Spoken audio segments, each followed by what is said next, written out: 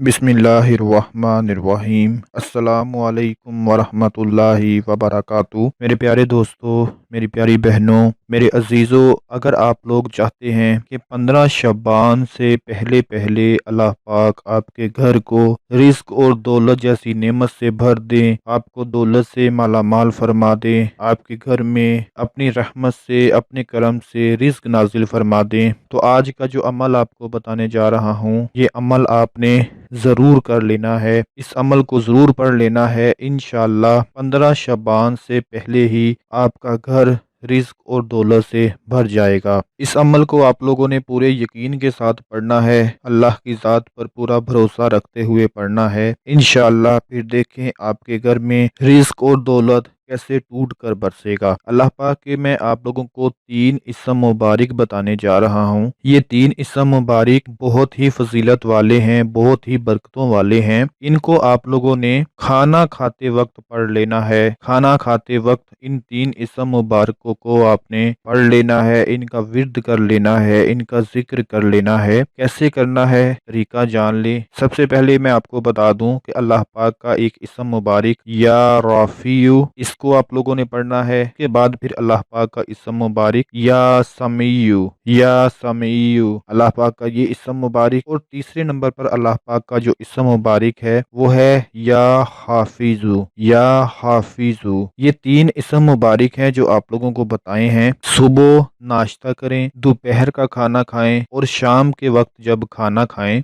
तो इन 3 इस्म मुबारक को आप लोगों ने 20-20 मरतबा खाना खाने के दौरान पढ़ लिया करना है। खाना खाते हुए 20 मरतबा या राफियु पढ़ लें, 20 मरतबा या समीयु पढ़ लें और 20 मरतबा या हाफिजु पढ़ लें। खाना खाने के दौरान इन इस्म मुबारक को पढ़ते रहें और जब खाना ख़त्म हो जाए तो दोनों हाथ उठाकर अल्लाह ताला की बारगाह में शुक्र अदा करें और उसके बाद फिर अल्लाह से अपने रिस्क और दौलत के लिए दुआ मांगें। इंशाअल्लाह मेरा मालिक, मेरा परवरदिगार आपके घर को रिस्क से भर देगा, दौलत से भर देगा। ये बहुत ही ज्यादा पावरफुल और मुजर्रिब अमल है। इसका ऐसा नतीजा आप लोग देखेंगे कि 15 शबान से पहले ही आपके घर में रिस्क और दौलत नाजिल होना शुरू हो जाएगा। और इसके साथ साथ एक बहुत ही अहम बात जो आप हमेशा याद रखें, कभी भी जिंदगी में इसको भूलना नहीं कि सिर्फ पैसा ही दौलत नहीं होता। अगर एक इंसान बे औलाद है तो उसके लिए औलाद सबसे बड़ी दौलत है। एक इंसान बीमार है के लिए सेहत सबसे बड़ी दौलत है। एक इंसान, एक आदमी यतीम है उसके लिए बाप की सबसे बड़ी दौलत है। एक मजलूम है के लिए इंसाफ